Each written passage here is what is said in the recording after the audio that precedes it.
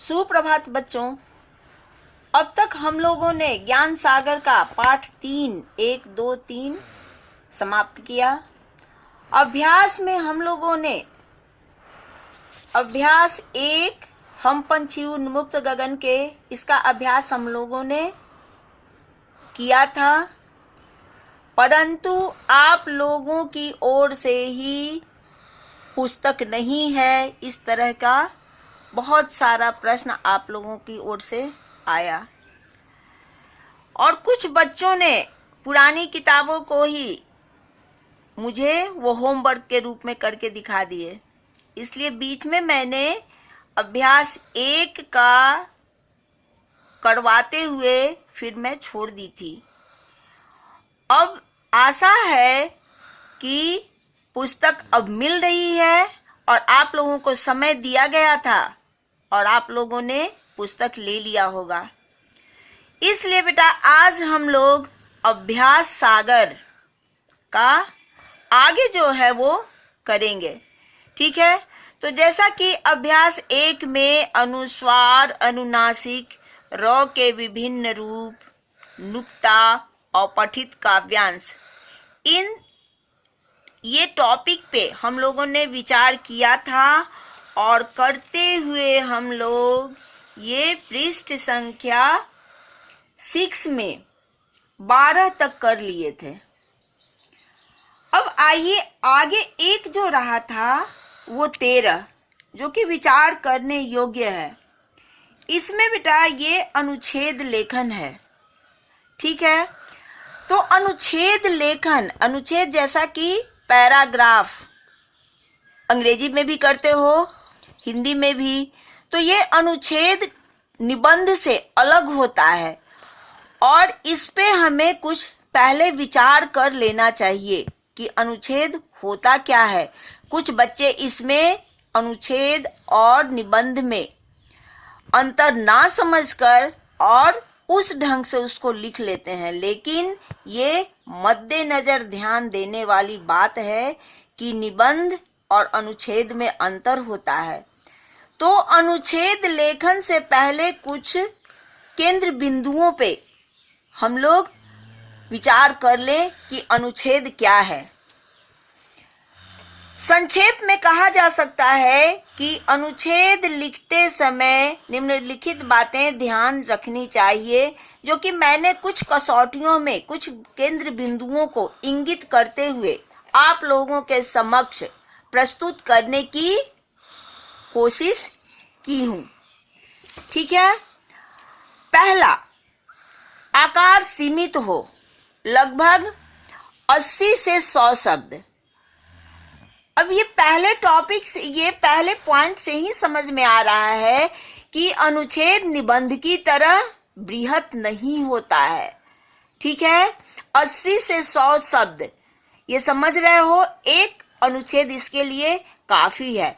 तो अब इस कम शब्दों में और कैसे उसे हम समग्र रूप में तैयार करेंगे, यानी सागर में गागर को कैसे, सागर को गागर में हम कैसे भरेंगे, ये लोकोक्ति सुने होंगे। तो इसके तहत यानी अधिक को कम में कैसे समेट कर और लिखा जाता है, यही अनुच्छेद है, ठीक है। तो पहला हुआ आकार सीमित हो, बड़ा नहीं होना चाहिए, 80 से 100 शब्द। दूसरा, वाक्य छोटे छोटे तथा एक दूसरे से जुड़े हुए हों। समझ में आया? हर वाक्य ऐसा नहीं कि अपने आप में स्वतंत्र, एक दूसरे से जुड़ा होना चाहिए। तीसरा बेटा, एक केंद्रीय भाव या विचार का क्रमिक विस्तार हो, क्रमिक यानी क्रमानुसार। चौथा, उदाहरणों का संकेत भर पर्याप्त होता है, विस्तृत वर्णन न हो, यानी किसी चीज के बारे में अगर इंगित कर रहे हैं तो उसे वृहत रूप में नहीं, अन्यथा एक अनुच्छेद बस आपके उदाहरण में ही चला जाएगा, ठीक है। अब आइए पांचवा, विषय का आरंभ इधर उधर की भूमिका से नहीं अपितु सीधे विषय से हो।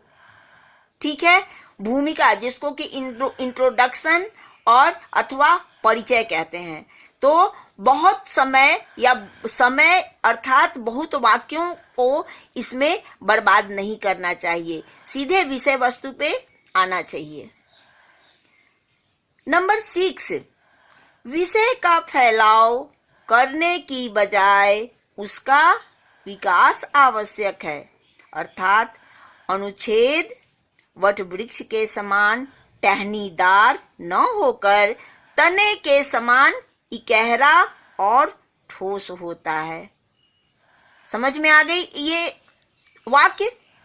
अनुच्छेद वट वृक्ष समझ रहे हो, देखे होगे वट का पेड़ कितना अधिक वो फैलावदार होता है ना। तो इस तरह से न हो करके इकहरा और ठोस यानी एक पॉइंट को लेते हुए और उसी को केंद्र बिंदु बना करके और तब अपने उस विषय वस्तु को लेकर के और तब आगे बढ़ना चाहिए।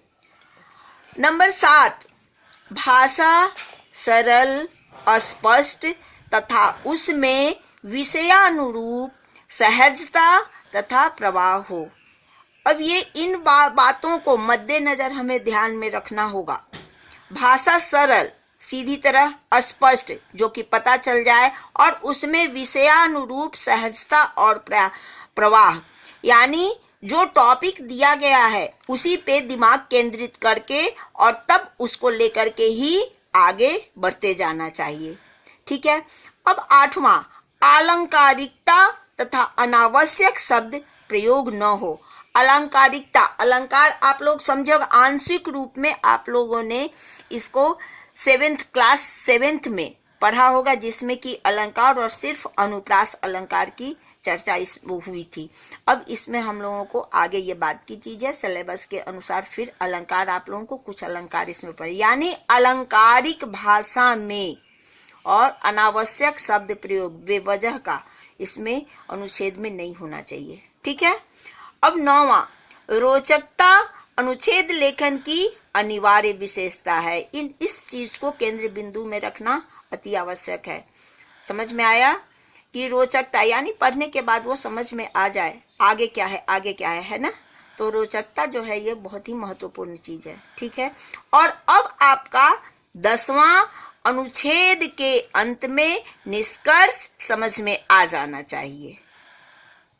समझ में आया? निष्कर्ष जो कि निबंध में भी कंक्लूजन होता है। तो ये सब अलग अलग इंगित नहीं करेंगे, अपितु इन सब सारी चीजों को हम ध्यान में रखेंगे। तो अनुच्छेद के अंत में निष्कर्ष समझ में आया, यानी किस विषय वस्तु को लेकर के हमने प्रारंभ किया है और इसका समापन, इसका अंत, ये इस चीज को जाहिर करे।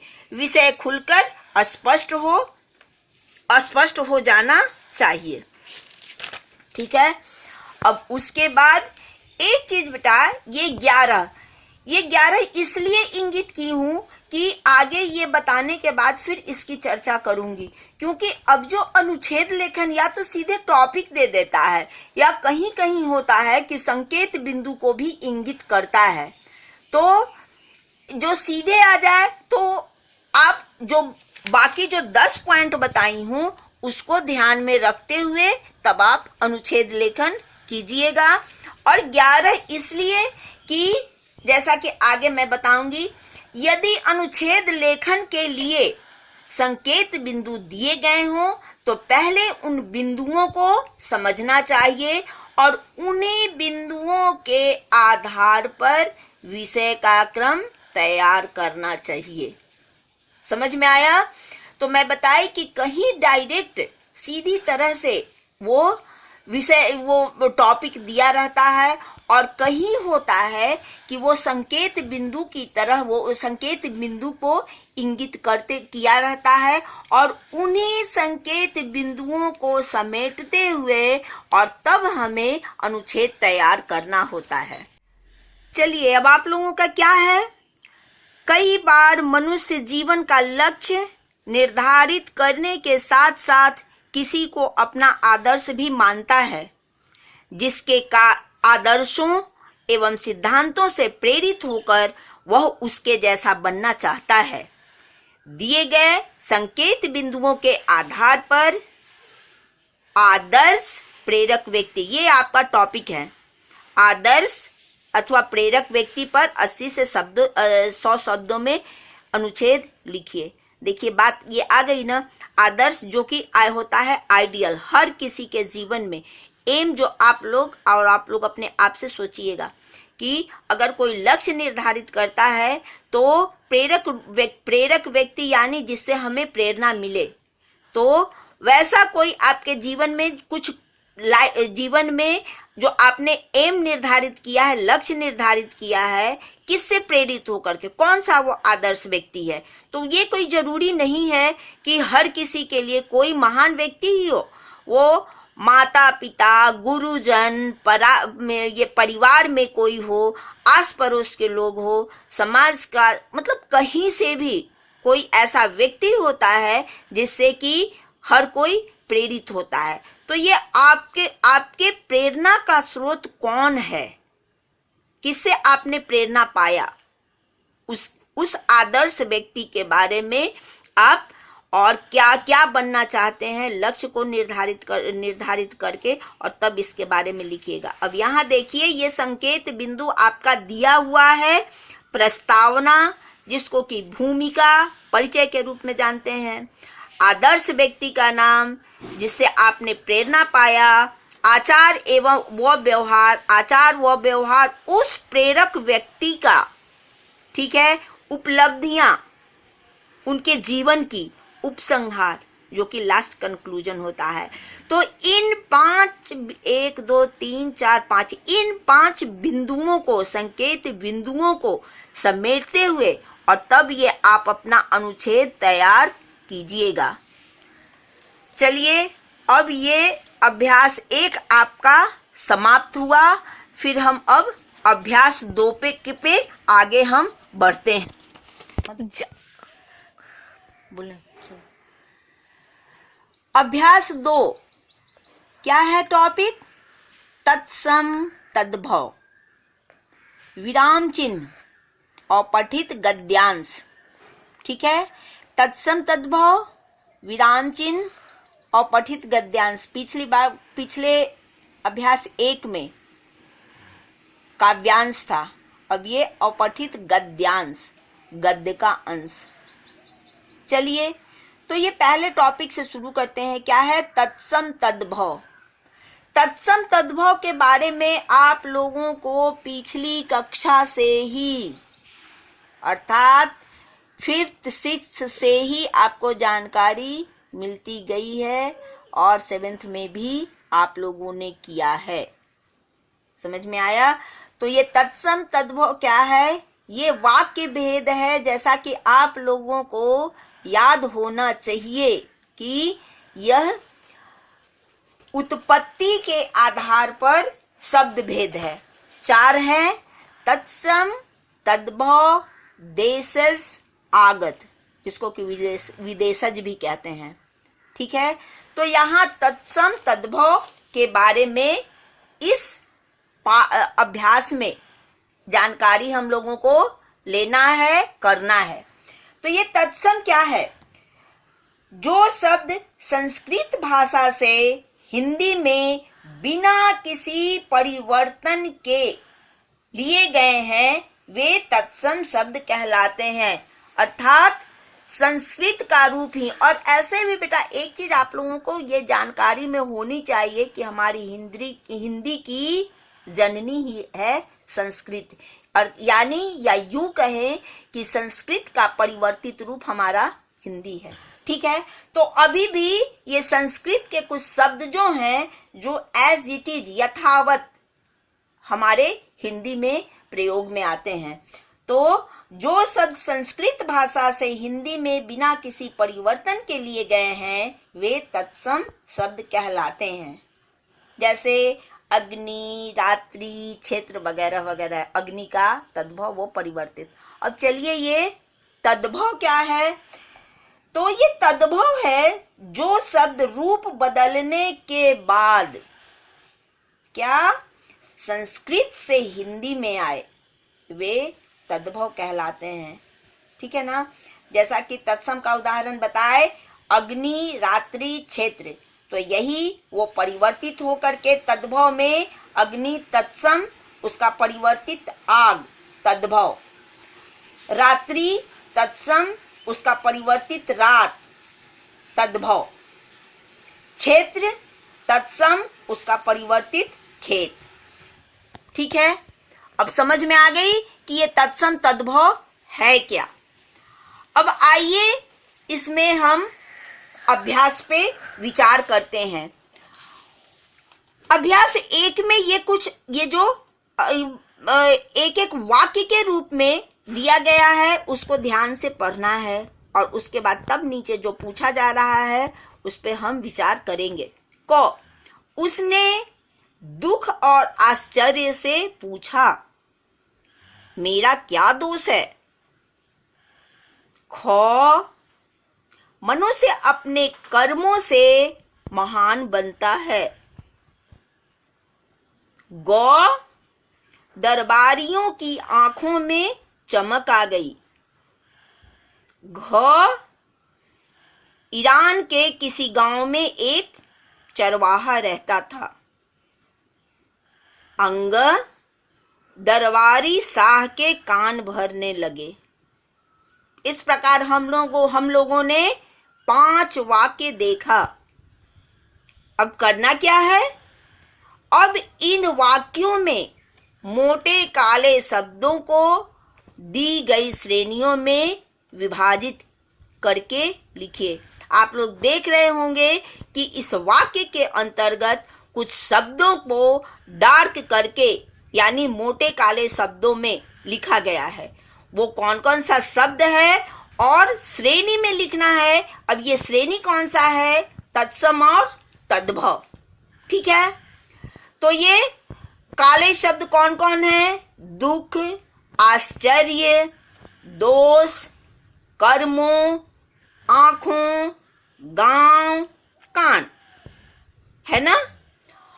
अब इनमें से तत्सम कौन कौन सा है, तो तत्सम में आप लोग लिखिएगा कर्मों, दोष, आश्चर्य।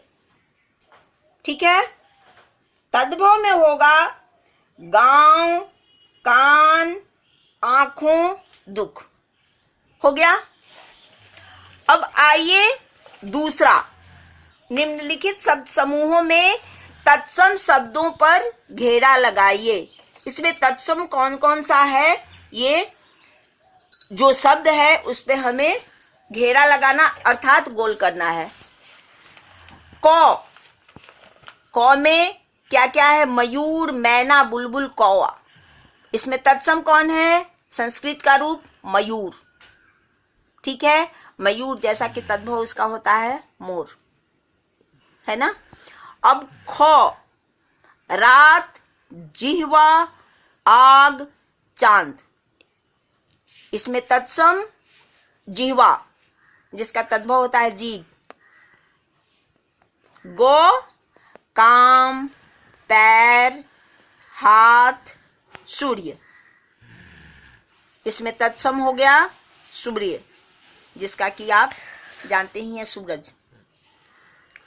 अब आइए तीसरा, शब्द समूहों में तद्भव शब्दों पर घेरा लगाइए। घेरा लगाइए, वही गोला करना है, रेखांकित करना है, जो भी हो। इसमें कौन कौन सा शब्द है, क में काठ, स्थान, गुण, दोष। इसमें बेटा तद्भव आपका हो गया काठ जिसका होता है काष्ठ का काठ होता है। ठीक है ना। अब आइए ख, ख में दुख, दही, आश्चर्य, बुद्धिमान। ठीक है, इसमें तत्सम शब्द 2 है, दुख और दही। ठीक है, अब आ जाइए गौ, क्रोध, मोर, धन, सुरक्षित। इसमें तद्भव हो गया मोर। अब ये चौथा, खंड क के तत्सम शब्दों का मिलान खंड ख के उनके तद्भव रूपों से कीजिए। खंड क में ये तत्सम रूप है और खंड ख में ये तद्भव रूप। अश्रु, अश्रु का आंसू। क्षेत्र, क्षेत्र का तद्भव खेत। निद्रा तत्सम, इसका तद्भव नींद। जिह्वा तत्सम, इसका तद्भव जीभ। अक्षि तत्सम, इसका तद्भव आंख। ठीक है।